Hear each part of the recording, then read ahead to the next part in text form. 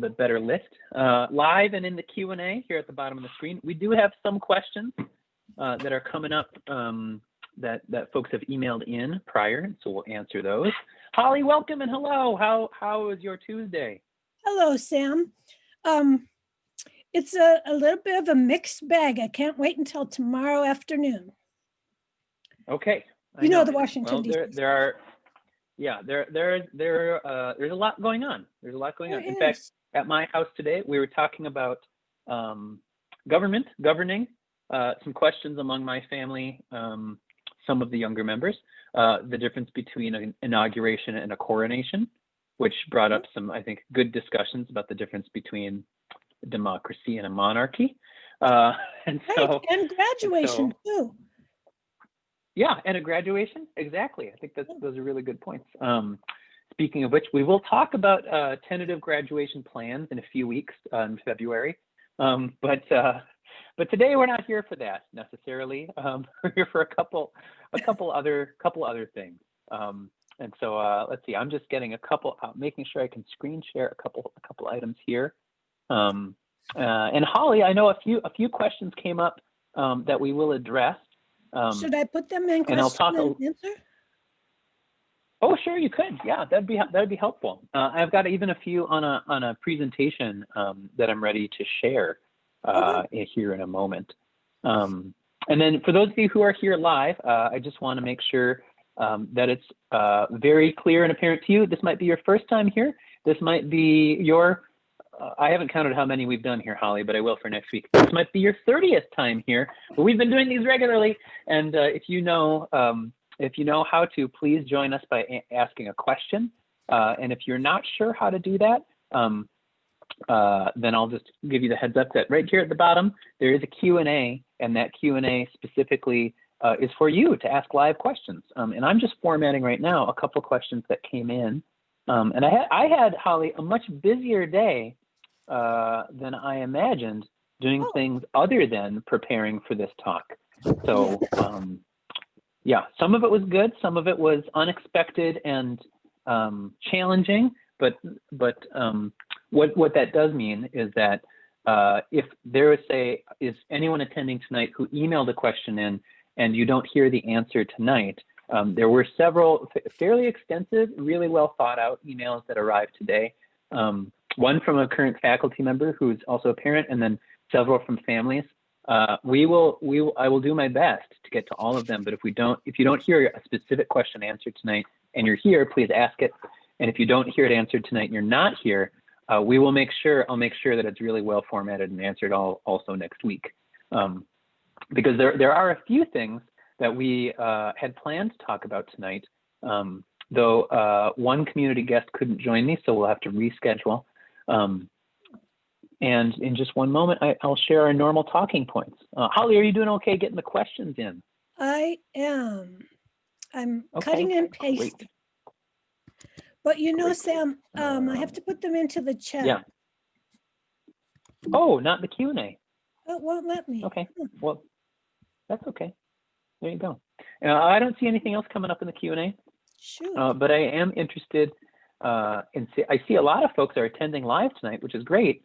No pressure, everybody, but if anyone would actually like to join in a conversation, that would be really, really welcome. Okay, I think I've gotten my screen share to work, I believe. Okay, Sam, I'm sorry, it's not letting me paste into the chat or the Q&A. Oh, but okay. I have them here. Well, you can just read them, Holly. Yeah, I think that email I saw late in the day, though I think I have some of that email formatted actually here in, oh, there we go, good. So without further ado, I'm gonna be able to screen share. Oh, there comes a Q&A. Oh, wonderful. Okay. So tonight's focus, we announced a couple weeks ago, would cover specifically some of the equity projects going on at Great River School in terms of addressing educational equity with a focus on racial equity and helping our students and community members especially build a foundation to meet our school's mission and vision School's mission, again, is to prepare students for their unique roles as engaged and responsible citizens. And then our school's vision is world peace through education, which is really based in Maria Montessori's vision as she started working with students over 100 years ago in the early 20th century, before the major World War armed conflicts that affected Europe, where Maria is from. And she was really just reinforced by those experiences and those conflicts that teaching students, teaching young people how to be peaceful with each other was the way that we would avoid, as humanity, making this world a worse place for each other. So, but through education, we could achieve peace. And the Maria Montessori, this is, I think, maybe appropriate. This came up at my family's dinner. I almost said the quote, but didn't, because me quoting Montessori right now at my own house is not a very popular thing, say, for the residents of my home related to me who are younger, right? They don't need to hear their dad as their school principal quoting Maria. So in any case, Maria Montessori, though, did say famously, peace is the real work of education. All politics can do is keep us out of war. And so Maria Montessori's vision was that education would be a way where we in our society as individuals could form a peaceful society, and that politicians at best could probably prevent horrible disaster, but weren't going to likely create a peaceful society from their seats of political power. And so I think something to keep in mind as our democracy does engage in an inauguration and will have future votes, and is something that we, I think, are reminded of in these days. So in any case, I'm going to open up with, I think, talking a little bit about the talking points for public health that we often cover, and then segue into, oh, there we go, good. And then segue into, there we go, the presentation here on community equity work. Excuse me, everybody. There's too many windows and too many things to look at. It's throwing me for a loop today. So in any case, Holly, can you see the data? Well, I could, but now it's like a half screen, and I can only see the first column. Well, I'm so glad that you said that, because now I'm going to try again. Yay, I can see it all. Yay. Oh, wonderful, wonderful. And hello, kitty cat of Holly. So everyone who's in attendance and everyone who's paying attention, we did talk early this month, just a couple weeks ago. We had an extended family forum where I spoke about case rates and how the Department of Education had changed some guidance specifically about elementary schools. Now, important, however, though, is that these pieces of data, both the percent tests positive by county and the case rate per 10,000 people, are still ways for us to see how prevalent is the virus in terms of its commonality and its passing, its contagiousness. Excuse, that's not an epidemiological term. Its contagiousness among the population in these counties. And so what we would like to see again are percents of tests positive by county to be, again, down near or below 5%, not up at 10% where they are. Although where they are now, what we're looking for, hopefully, is for these to go down over time. Secondly, we are looking at the case rate per 10,000 people now as one of the factors that informs us.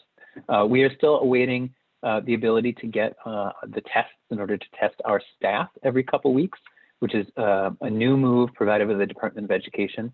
And I will talk a little bit later this hour about vaccines and how that is currently working at schools as to our understanding from the Department of Health and Education as to how that works. But the case rates for 10,000 people, we have our first case rate in many weeks in any of the counties that's below 30. Again, that's Carver County, which I believe is one of the more rural counties of the 7. And what we're aiming for, again, is to see these case rates not only continue to decline, but to sustain in their decline. Now, I've heard many cautions from the Department of Health, as I'm sure you have if you're following along, that we want to see these numbers go low and stay lower. However, we wouldn't expect them to stay lower unless we all in society keep wearing masks, keep socially distant, and keep following the guidelines to stop the spread of this virus. Now, what will happen is if we see these case rates per 10,000 go down and stay down, we will continue to follow the plans that we made back in the fall of when case rates drop and stay low, how we adjust to other models. So for instance, the Student Resource Center at higher ages, say upper elementary, lower adolescent, and upper adolescent. If these case rates go down and stay low, like stay below 30, stay below 20, or below 15 or 10, we will follow the guidelines that we have posted on our website about possible school models or combination models that we might use. Again, we will have to see them sustained at a lower rate for multiple weeks in a row before we take that action to adjust our models. And as we've talked, before we go from a distance model to a primarily in-person model, we will be taking time between the announcements, and I'll address a little bit about that later because it's a question, to prepare for that learning cycle. And then I just want to identify for folks to see where we've been. Holly, can you see this graph with all the little sharp lines? It's a little tiny. And you know, I'm even gonna, yeah, how's that? Is that a little better? That's a lot better. Thank you. All right, great. So yeah, just to get a picture of what we have in mind, folks, this is from July through January. So every little line is a 2-week rolling average. We've been reporting on this every week. And again, you can see how low the counts are here. We were talking about if they go just a little lower and hold at or below 10, we'll start moving toward the in-person models that we've been planning on. However, just to remind everyone, what we've seen are steady rises and then large spikes that really tell, I think, a visual story of just how prevalent that those cases became in our 7 metro counties. And to see how quickly it happened, and to know that both with, say, the new COVID variants that are being reported on, and if people relax their behaviors and or don't engage in real strict mitigation, regardless of a vaccine, this could happen again really easily. And so, again, with any of our mitigation strategies, we're going to continue to be implementing them now. If case rates drop and stay low, if all our teachers get access to vaccinations, I picture and am confident that we will be living in a society in which masking, social distancing, and really taking care of each other through our behavior with this virus is going to be something that's with us through the spring and likely through the summer and into next year. So we're learning from this, and anything we're prepared to do now is going to help us. And then I have been including, though not every week, though it's on this document. Again, this document is linked through our website at our website /return. A quote from Dr. Michael Osterholm, who I know is gained a pretty wide global and national following. He's got a weekly podcast. He's a University of Minnesota professor that reports on infectious diseases and viruses.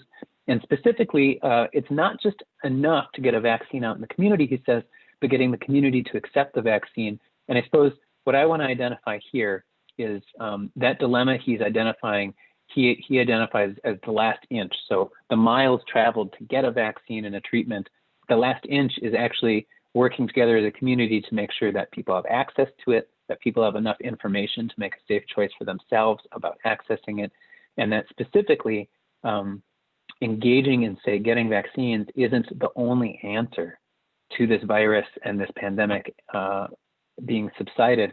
It's that even folks who are vaccinated would continue to wear masks, would continue to socially distance.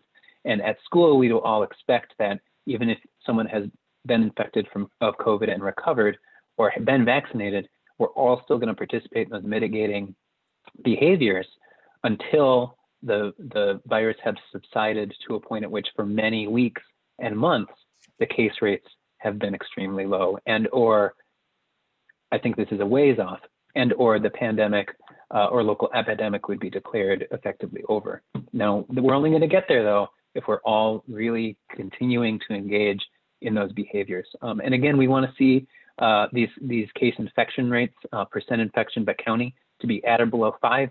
And again, we're looking for these numbers of cases per 10,000 to really drop. We want to see them in the low teens or near 10 to be considering, say, junior high and high school going back is what we've been saying. Now, we are working on benchmarks. I have been talking about those benchmarks in the past couple weeks. And here, Holly, I just want to make sure everyone can still see what's going on here. I have been talking about benchmarks, and those benchmarks talk about ways that we can consider how to learn safely, even amidst a pandemic that is, still by all accounts of this data, going on very strong. And so I want to identify that. I'm reloading my webpage. Let's just wait for a moment. Holly, can you see the webpage loading? I can see it. It's happening. Look, a speedometer. Oh, good. There's the speedometer. Indeed. All right, good. And so I just want to remind folks that as we're talking about this, I have been talking about how this model that we've been working with, the speedometer, had only listed cases per 10,000 as guidance. And when the state released just a few weeks ago now, all the new guidance for elementary schools, the preview given was that this new guidance should be used with local testing data and increased mitigation practices on campus in order to do what we can to bring elementary schools back in person as soon as we can manage to do that. And so if you're tuning, if you've been, say, on a digital vacation or an info vacation, or you've just not been engaged in our listening sessions this past month, we did take a lot of data. I'll talk a little bit more about that in a minute too, from families and staff. And we are working through that to make plans on how to safely return in person. It's better for us to be continuing to work toward a plan. And then I hope soon we might even be working with our lower L staff to be able to work towards setting a date. But when we are doing that, what we're keeping in mind is that if something happens with the virus that's unpredictable, a new variant, a new report on data, examples of other schools, say, having spreader events that were unanticipated by the Department of Health, according to a new guidance, it's easier for us to say postpone a date than it is to not have a date. And so I'll talk a little bit more about that likely next week. But this was our only standard prior, and we had published this public data so you know what to expect. And the benchmarks that we're working on right now would be benchmarks that would likely modify some of this data, but we're really focusing on how lower elementary practices and lower elementary students might be able to be the first ones to focus on possibly bringing safely back to school. So when you're seeing me report on this data and you're seeing me report on these talking points, and this data is still really high in terms of cases per 10,000 and infection rates, I'm giving a little sort of heads up preview that we do see cases per 10,000 declining, but by no means are they at the point at which we can go back to our original plans and say, set dates for coming back. But what we can do is look for them to stay low and have that inform us. And then I also want to identify that we are staying abreast of the, I would say, very current and very developing news from the Departments of Health and Education about what ages they see have already been in-person learning in many sites around the region and state securely without passing the virus amongst each other or to adults. And we are cautiously questioning, seeking more data from those sources that tell us that those new data points have been made. And then we're aiming to move forward really informed by our community about how to do that best. And so there are a few questions that came in this past week that have to do with the equity topic that we had talked about.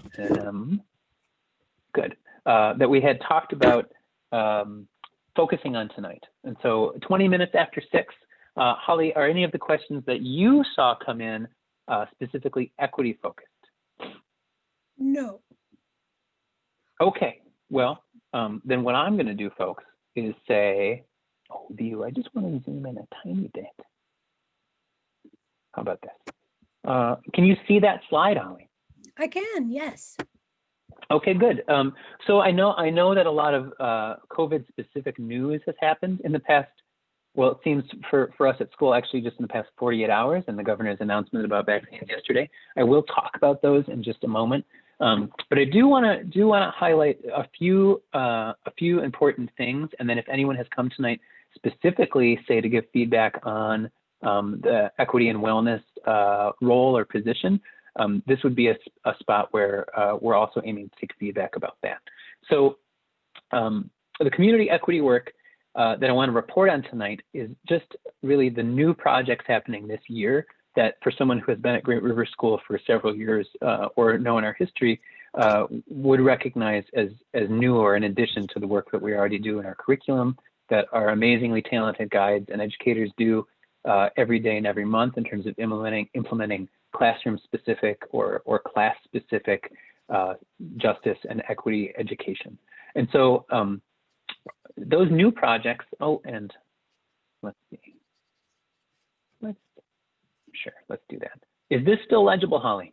It is, yes. Okay, good.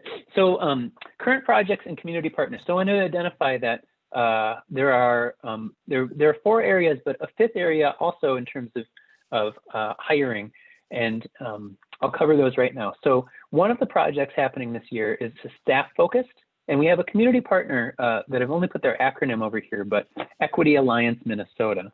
And I suppose I am able to share live updates.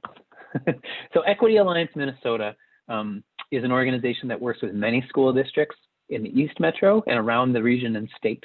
They are one of the very few certified diversity inclusion training programs certified by the state to train all teachers in the new state required cultural competency standards that were set by the state legislature 2 years ago.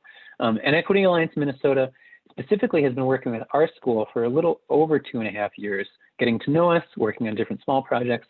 And so the ability for our staff, especially our staff who are non-white, to be able to approach a conflict or approach what we see and what has been researched and clearly documented at many levels of the educational profession as being that non-white staff tend to experience more micro conflicts and or microaggressions from their colleagues, and how to address those is a challenge that falls with a particularly biased burden upon non-white educators in their work area.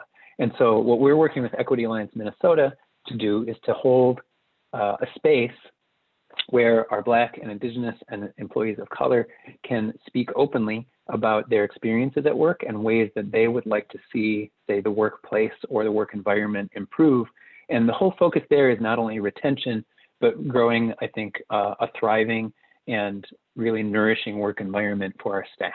And so that staff conflict approach and resolution process is focused on an acronym that we have commonly used internally at school and in a lot of our communications, which is for Black, Indigenous, and people of color that are staff at Great River School, or BIPOC staff. So then the second project is the Student Wellness and Equity Coordinator hiring process. We have a role description that existed for almost 2 school years. And when our previous Student Wellness and Equity Coordinator, Jenny Kordowski, departed about a month ago, we sat down and looked at the job role and looked at how our school also has, I would say, not only grown, but settled over the last 1.5 years. It was really important for us to take some feedback. And so I'm going to just skip ahead for a couple slides and show you some feedback we've taken from students. Where this job description that was posted prior, this was up publicly last time we posted the job. We're taking this through a community process where staff and students and families, you can either speak up tonight and ask questions about it, or you can participate in future listening sessions where we're looking at the focus of this job description was to focus on equity and accessibility of the educational environment, healthy relationship practices and social emotional learning, and then health and sexuality education. Now, those are 3 huge topic areas, and specifically we wanted to know, especially for students, how did those topic areas impact you?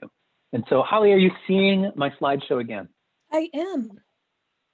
Oh, good. Okay, wonderful. Well, so when we've been asking students, and we don't have all the survey data back, but we have most of our 7th through 12th year students filled out an anonymous survey where they could speak up if they wanted to be involved or wanted to be part of an interview committee or a formal review process. But specifically in these areas, and thank you to Wendy Fisher, our managing director, for helping really taking responsibility and action today for gathering this data and putting in this slideshow. Wendy, if you're out there, thank you so much. We asked students, what parts of the wellness and equity role are essential to their day-to-day experience at school? And again, what we're looking for here are high bars in the purple and green section. And specifically too, where might there be high bars in the blue and red section? Specifically because the purple and green here would be agree, like this is a really important part of my day. And then the blue and red would be disagree. Like I didn't, this isn't part of my day-to-day needs at the school. So what I notice here are that the students who filled this survey out identify that in specific, working on equity and access issues, I think in terms of helping students identify and advocate for changes they want to see or patterns they notice they want to challenge the school about or ask about. Then also specifically in healthy relationships and social emotional learning, we've been talking a lot about that over this past, I would say 8 months, right, since the pandemic, more than 8 months now, 11 months, excuse me, everyone, since the pandemic began, and then I think a real focus in society and in current events, especially over the summer, about social emotional learning, likely has given students an awareness of the existing Great River programs that focused on social emotional learning. But we see that students really value the equity access, the relationships lesson, the healthy relationships lessons, and social emotional learning. And I think it's important to identify that totally agree section over here combined with the green section would make this a clear and important focus. I do notice also that there are large numbers of totally agree students who have filled out that the equity and wellness role, participating in health education and sexuality education, or taking the lead on that area is important to them. And I think what we've done is also gone in and looked at the qualitative comments that students have left in those areas. And so just a few of the comments that we've heard. Holly, are these comments large enough to be legible for you, or should I zoom in? I can see them, but you could zoom in. It would be better. Okay, I'll zoom in a little bit. That's good. Yeah, let's try zooming in a little bit. Thank Great. So what we're hearing from students, just a few of the quotes. Try to find someone who gets along well and easily with students, has a background working with justice and equity. Don't really know if this is possible, but maybe if there is someone with a background in mental health. And so these two to me combine to really speak to those first 3 sections that students have identified in terms of social emotional learning, healthy relationships. And in my mind, this speaks also to students, I think, really valuing a person who has the skills to facilitate not only social emotional learning and awareness, but likely the kinds of things that in other school systems might be considered primarily social work, right? So someone with a background that can address working with groups, working through challenges, working through perceived personal and or intrapersonal conflicts is probably really important. So a background, that's what I see, where I see justice and equity and a background in mental health is being able to address things that are inequitable and also be able to address individual mental health impacts of those inequities. So a student says, glad you were open to involving students in the interview process. There's so much communication about the hiring process. Hope there will be continued communication regarding the hiring process. And so that's, again, something that we are responsible as a school, and I and other folks like me who are in communication and leadership roles are responsible for making sure we really stay accountable and keep accountable to students.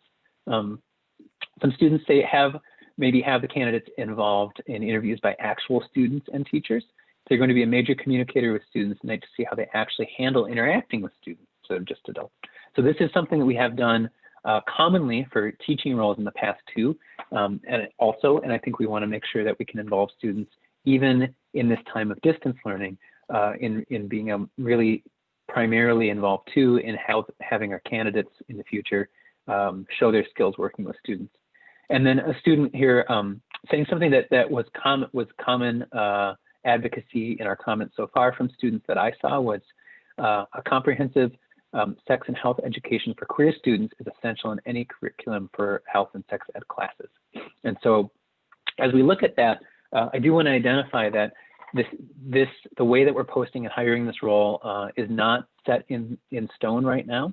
And so if you are interested, or if anyone on the call or listening later is interested in contributing to the impacts that the equity and wellness role has had in your family's life, or you see an opportunity for us to improve upon the posting, we have committed to posting that in February. And what we will be doing again is posting that and then following our timeline after this month's listening sessions, posting the role, taking applications, and then meeting student needs until we hire a new person internally and by contracting out community experts, but then also making sure that likely someone who's going to apply for this job could have a job at another school. And so while we are looking to hire for this role as soon as possible, it's also important to realize that we are willing to wait for the right candidate to finish their commitments at another school to be able to take this job and then really start in earnest when their other commitments are done. So around that project of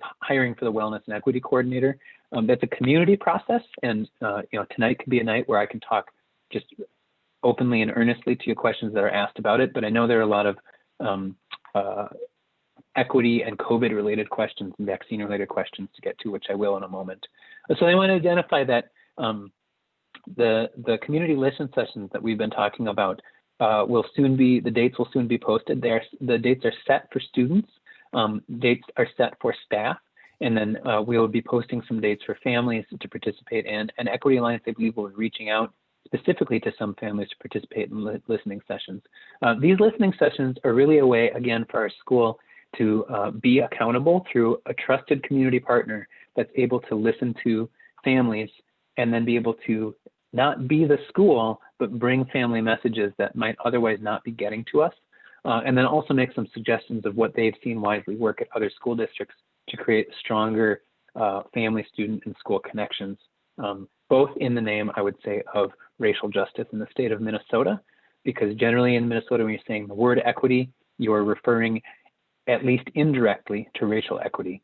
And specifically what we want to identify are ways that we can actually change our school habits, school practices to make a stronger and better learning environment for Black, Indigenous, and students of color, and for all students by that mark.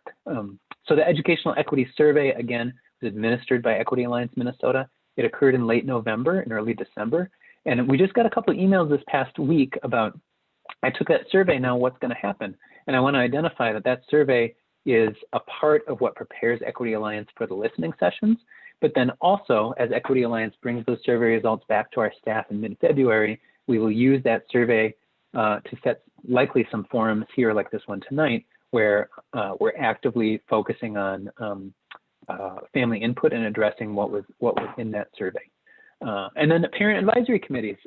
If you are a family who identifies with any non-white racial identity or ethnicity as your background, we sent you an email late last week identifying that there's an opportunity to serve on a parent advisory committee.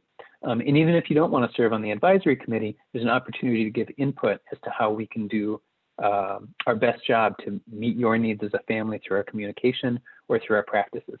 The Parent Advisory Committee for American Indian Families is something required for Great River School by state law, but we're really excited to use that same format, which is we invite groups of parents who have a shared identity experience or a shared background to get together to talk to each other about their shared experiences at the school, both positive and challenging, and then to make an official declaration of either approving the progress and work the school is making on behalf of their students, or listing specific places they want to see our school change our practices or incorporate new practices in order to better meet the needs of their students.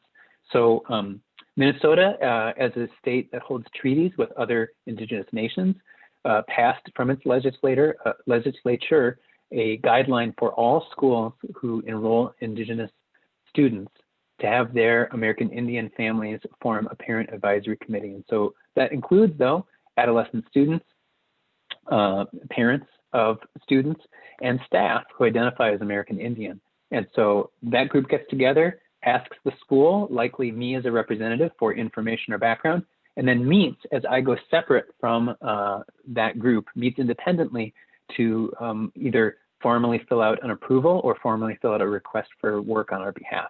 So we're going to use that same format for American Indian families, for a parent advisory committee, but then also for BIPOC, generally, parent advisory committees. And what we hope to see is that builds, I think, a space literally for parents to meet with each other, build community and voice, and then really understand the way that we want to invest as a school in the leverage of families and identities that have been historically underserved by education systems. So we're doing all of these new projects this year, in addition to the kinds of projects we have done before. As I move forward now, there was a question that is COVID specific about, well, specifically, here's what I noted in the question was, with an equity and justice mission, I think it's important to identify, and here I'm going to paraphrase, that there are many articles out in the world about Black, Indigenous, people of color, families being more reticent to come back in person to school.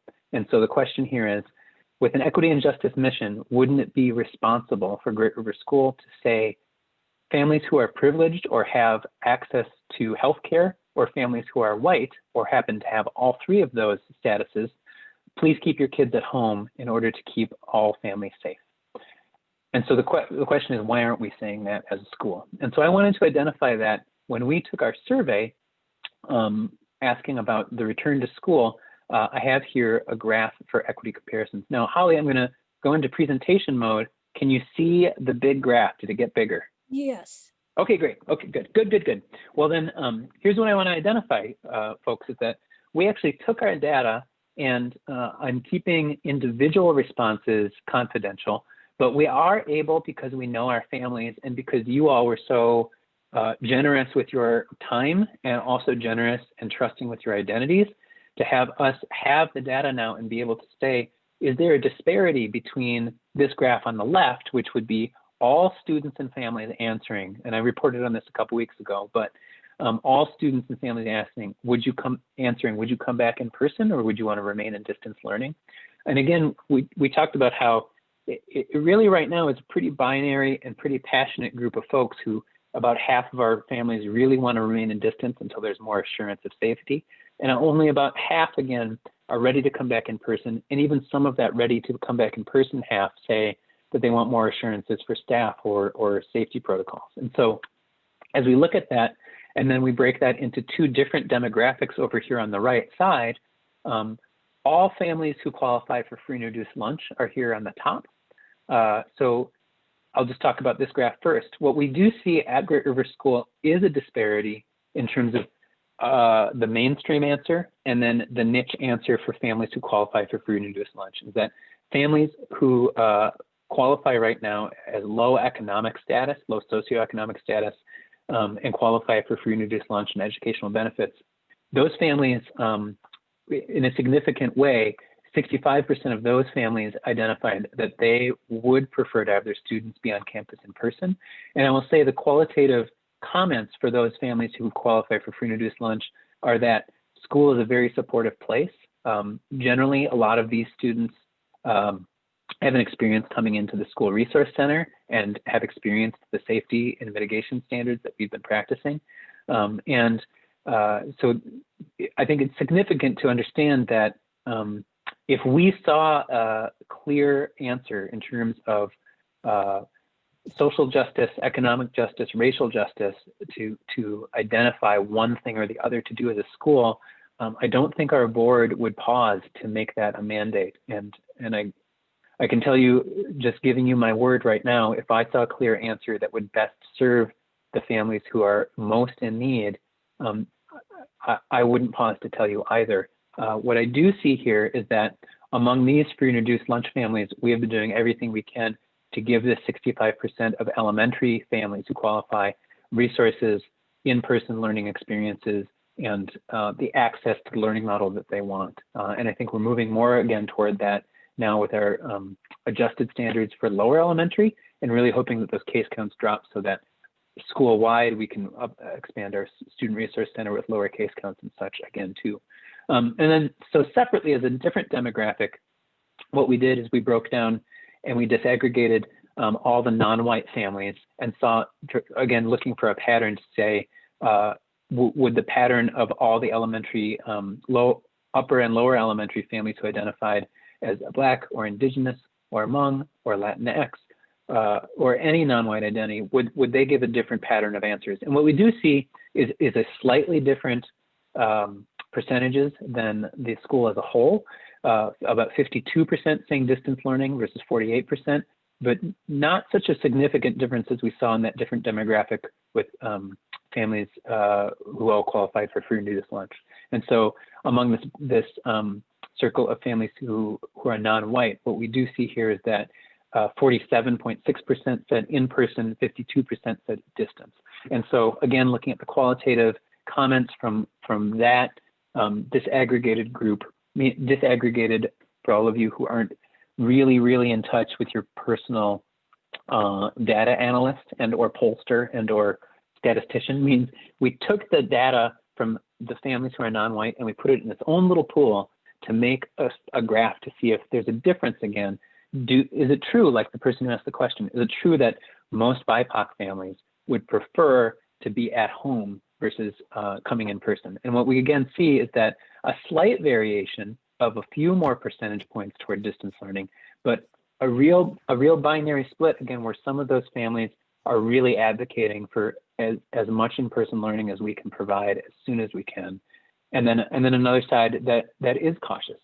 And so we don't see such a clear pattern. And this was asked again in a long email, and what I want to do is answer that email with more thorough point-by-point justice next week. But I just wanted to show these graphs as a starting point for analysis.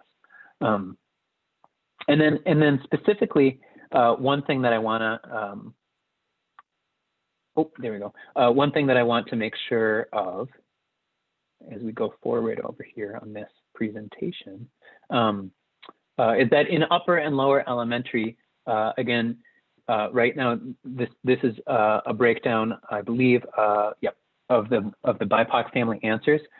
We have more lower L families answering that they would want their students in person, and then slightly more BIPOC upper L families saying that they'd like to remain in distance learning.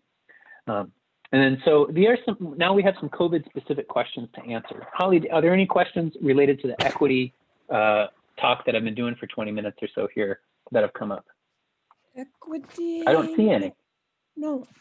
Nope, okay.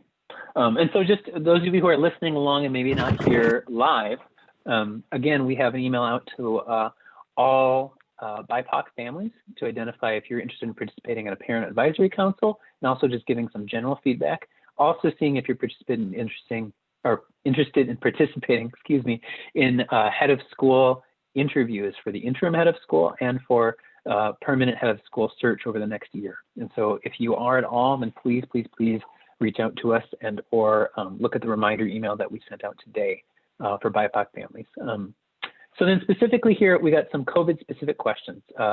This, I think, Holly, is from that list of questions that you have printed out. How about we do the back and forth where you read the question and I give an answer. Okay. Last week you shared what? Did you say something? No. Okay. Last week you shared information about how transmission levels of COVID-19 among elementary students had been shown to be lower than transmission rates among adults and older children in your explanation of why there is a push to get elementary students back inside the school. It felt like there was not much time spent discussing the mental health and educational reasons to return children to the classroom. Why does the research say on mental health and educational challenges children face, why does the research say that children face during distance learning? What does it say? Sorry. And how is that shaping your plans to return elementary students to their classrooms? Sorry about that. So yeah, this is a excellent question. And so I just want to, we have a written answer there that I drafted with some brilliant help from some wonderful colleagues, including Wendy Fisher. And specifically, there's ample speculation about the impacts of isolation and educational challenges. But I'll just say also right now, there isn't the same kind of studied data available for what the impacts are on students not being in school. There are some, I would say, disparate and unrelated studies about, say, I know Wendy Fisher, our managing director, often cites some really well done and well completed studies about the effects of students in, say, hurricane affected areas So say in Louisiana during Hurricane Katrina, and then having had enough time since then to look at the impacts on those students.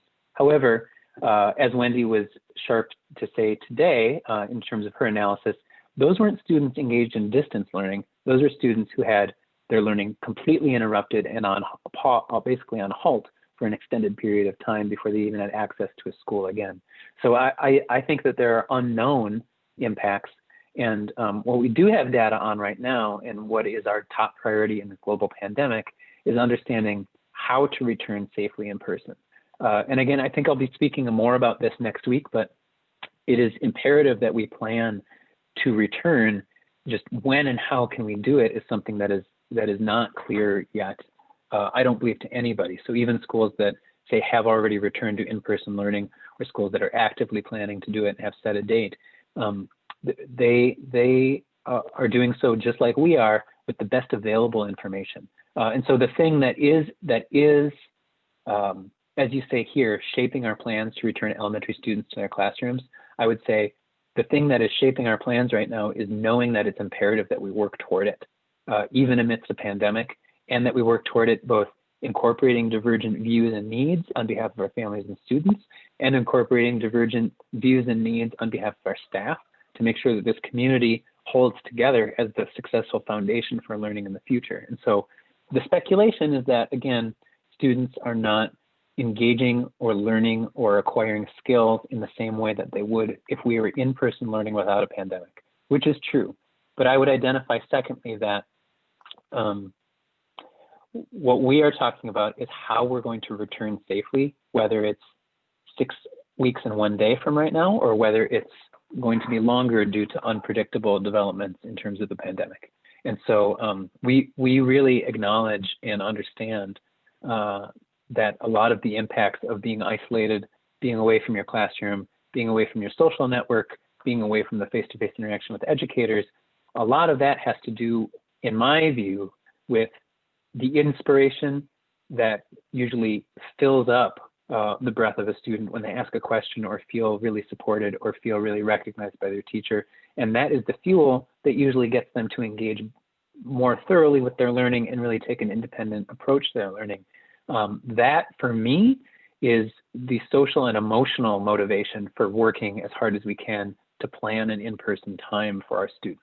And so I've been saying again that we have data about transmission rates. We have data about the virus's behavior, but we don't have longitudinal data or any studies yet to really tell us what the impacts are. We just know that the impacts right now are not positive for many students, and so we already don't need longitudinal data to tell us that. We also know the benefits of being in person, and we think that the thing we have going on at Great River School in person is really worthwhile and really good for students. And so we're not spending a lot of time discussing the mental health and educational reasons to return, I suppose, because I want to make sure that folks aren't thinking that we're disregarding pandemic data or the health crisis data that's available to all of us. And so you will hear me, though, talk more about how we're going to return safely in person and when and how and why we're going to plan the way we're planning over the next few weeks is my guess. Okay, so here, Holly, we got a second question, and my answer there was probably a little too long, so I'll have to speed it up. Here, Holly, I'm going to summarize, and you tell me if I nail it on the head or not. Ready? My understanding, the SRC, is going to delay reopening to all families that need it. All right, until February, even if case rates suggest allowing those students in based on the old guidelines. And so I think this person is asking about those old guidelines that were part of the speedometer. So can you explain the need to delay reopening to all families that need it in light of the fact that all families needed it already? I think this is a really sharp question. Thank you for asking. I think it is right there along with the, why aren't you talking about the mental health issues? We not only made improvements to our distance learning model in the elementary level that provide more instruction to guide and assistance, but specifically when we moved assistants from their on-site duties to work specifically to focus on distance learning, we are hiring more staff right now to accommodate more students at the SRC. However, However, as I go out of presentation mode here, there we go, and I point you to the speedometer. That doesn't mean that we have, Holly, can you see the speedometer? Are you good? I can see it. There it is. Excellent. If case rates start dropping, as currently our high case rates are in the mid 30s to 40, if case rates drop below 30 and hold there for more than 2 reporting periods, we will start to announce a date that we school-wide will accept the students who would have been able to come to School Resource Center C. If case rates again drop not only below 30 but hold in, let's say, the low 20s, we will not only be in School Resource Center C, but we'll have to really look at our combination models and look at our local testing data and work with the state Department of Health. So I didn't mean to imply, for the person who asked this question, I didn't mean to imply that we wouldn't be taking students back in, but case rates are still high. And as long as they're high, we will still be opening the lower elementary school resource center to more students over the next few weeks. When we can accept students at other ages, we will let you know. And that will be because case rates have held in a low number. So then one more, Holly, can you read this question? Yes, can you explain the need for a specific number of weeks, 6, to prepare for a change in the learning model instead of having a policy that you will open up to in-person learning, as soon Oh, sorry, I as thought you were reading on paper. Yeah. as soon as it is deemed safe by the state and by the conditions at the school? Oh, yes. So the reason that we need 6 weeks is for a few things. One, all of our students right now are being instructed through distance learning. And even if tomorrow the state declared it safe and physicians declared it safe and the Department of Health and Education and everyone said, oh, we found out that it's actually safe for students to be on campus. I can tell you right now, not all families would buy into that right away. And so we couldn't just say, go to school in person without really disrupting everybody's expectations, life, mental sort of predictability, and therefore mental stability and health. And so the reason that we've been saying 6 weeks is because, one, we know that it's going to take several weeks for students to know what to expect, but also for our teachers to be able to prepare their Montessori environments for in-person learning, for us to be able to put together the kind of staffing adjustment that we need to do in order to successfully do in-person learning while still caring for our distance learners. And specifically, as soon as it's deemed safe by the state and conditions at the school, for us means 6 weeks. We have been saying 6 weeks since August because we recognized if we really get humming along on distance learning and then we know that it's safe to go back, it's responsible for us to not hit the brakes immediately and cause the kind of jolt in everyone's learning that a fast car stopping would happen. We want to be able to say, okay, we see up ahead that it's safe. And so since we know it's safe now, we're going to slow the car down slow enough that everyone can adjust, and then we can handle things as expected. So I know, though, that there are families out there who think 6 weeks is a long time, and if you don't announce something soon, we're just going to be basically effectively in distance learning no matter what through May. I'm telling you right now that we're working really hard internally to be able to make some commitments to each other. And as soon as I can tell you something different, I will. But there are lots of families listening right now who want to remain in distance learning really until it's publicly understood and consensus understood to be safe.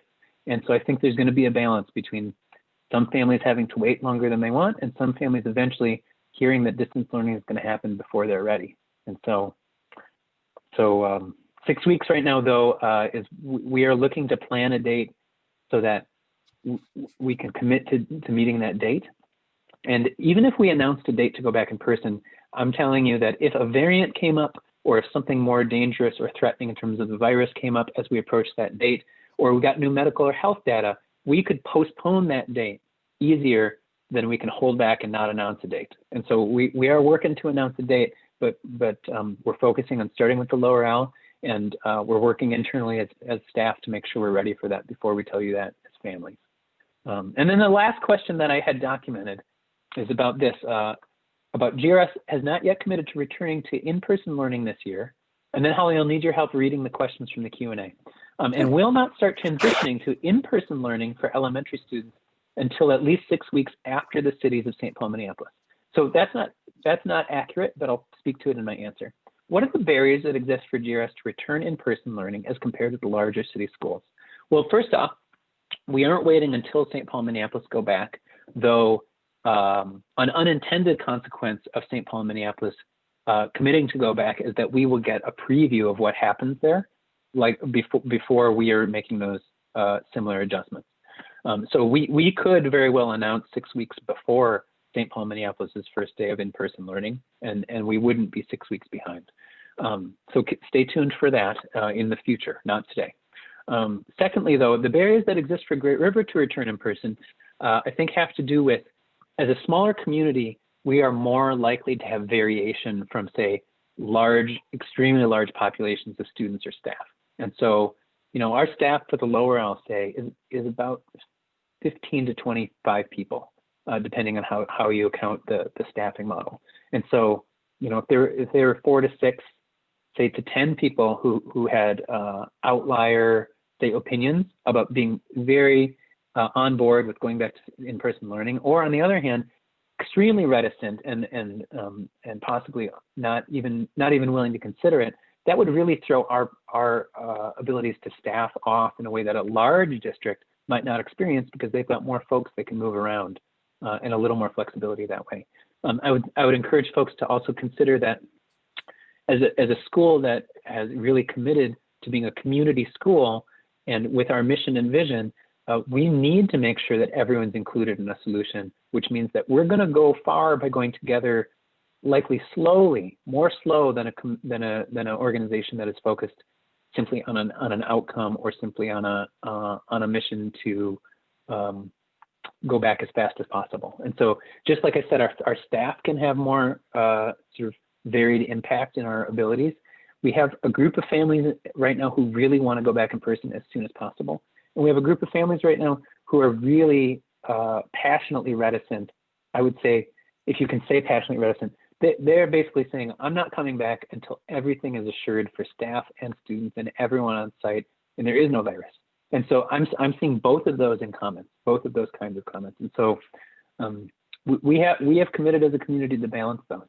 And that means that's a barrier that perhaps St. Paul Public Schools or Minneapolis Public Schools doesn't wrestle with as much. They're more willing as an organization to make a decision that might leave some really dissatisfied. And so I guess I'm telling you, the majority doesn't rule here. We got to make sure that everyone's needs are met, even if some people are made uncomfortable by our decision. Holly, how about speed round for the Q&A? All right. I'm interested in hearing about GRS, how you are prioritizing vaccines, and if getting vaccinated will change staffing expectations. Oh, yeah. What I can tell you is this is something that we're going to report to our COVID advisory group later this week. I'm looking forward to doing that. And though specifically, the school vaccine rollout is communicated to schools just over the weekend on Sunday night, and then announced to the state on Monday afternoon. So just to give you all an idea, I mean, that to me both speaks to how quickly people are trying to move to meet society's needs right now, but that also speaks to, I think, how quickly the government is willing to move, and our governor and Department of Education and Health, they're calling this a trial rollout. And so right now, for instance, Great River School has 4 vaccines that we can sign people up to get. Some of the giant school districts in the state of Minnesota, like Anoka Hennepin, who has thousands of employees, have 83 vaccine signups that they can use. I think, Holly, your cat has taken control of your camera. And so just to give folks a heads up that we don't have a that we don't have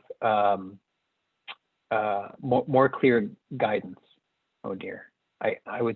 Oh great. We don't have more clear guidance from the state other than, here are your 4. Now make your prioritized list. Here's some guidance. So what we are working on in terms of how to prioritize people who are in the priority list for getting a vaccine is, 1, we expect that we will get incremental vaccine appointments, maybe 2 a week or maybe 30 a week, sometime between now and over the next 6 months. Secondly, we don't know when those will come. So our priority list has to be something that is flexible. Like we can't plan our operation around a vaccine date, because the state doesn't know and we don't know how many vaccines will come and when. However, first, people who are working on site are in a top priority group. Second, people who have the most exposure to the most people, and specifically students likely, are prioritized. Then among those two categories, people who are in risk categories, either due to age or health or other demographic reasons. And then fourth would be people working in the elementary, and specifically elementary staff needed to get students safely back on site. So again, if you're working on site, you have exposure, a high degree of exposure, a number of people that you might be exposed to carrying out your duties. And then a risk category that you might be a part of would be a tiebreaker. And then you're working on site, and you're in a role that's exposed, and you might be in a risk category, and we still have to make a decision. People who are working in the elementary program, starting with lower elementary, who are necessary to bring those students back on site safely. So those are the criteria that we're using. And then I think I see one more. MDE has published that schools are required to be testing staff in person with students within 2 weeks of January 4th.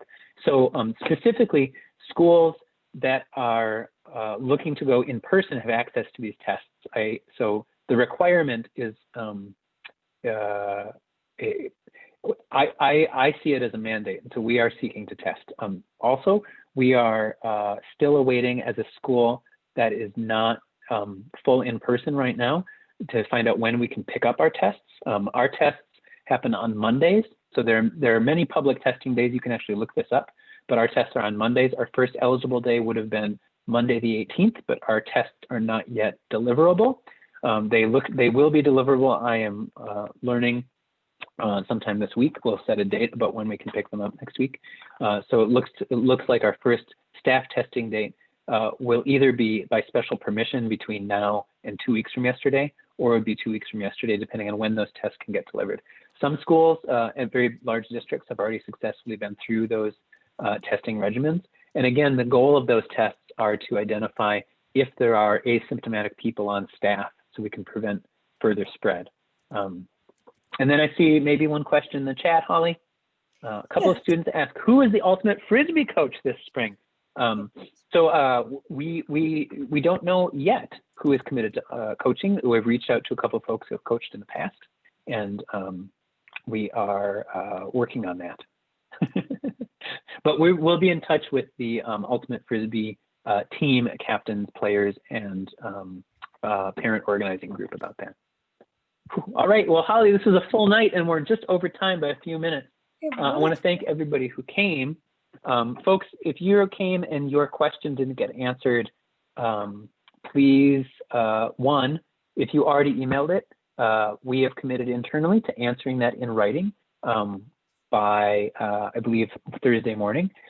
However, if you want to make sure that it's answered publicly, I have committed to taking all the wonderful and thoughtful questions I've received in the last 24 hours. So people got really, really inspired, perhaps by the legacy of the activism of Dr. King yesterday, and wrote really thoughtful questions. And so I want to make sure to commit to all of you that will be answered in detail next week live on this show. And then also, if you're here and you're just thinking of a question, please send it to us at office@greatriverschool.org, and we will make sure, as long as they're not sent, say, on Tuesday morning, to get them all prepared and answered that night. And then if you're a family who wants to be involved in revising or looking at the equity and wellness job description, the student voices have been really telling, and we are interested in hearing from you, so you can reach out to us then too. And then there is an open enrollment open house that is starting, in just a moment. So those of you who are here for something else, feel free to depart, and thank you very much. And those of you here for an open enrollment open house, we will start in just a moment. Thanks. All right. Thank you, Holly. See you, Sam. Bye now. See ya.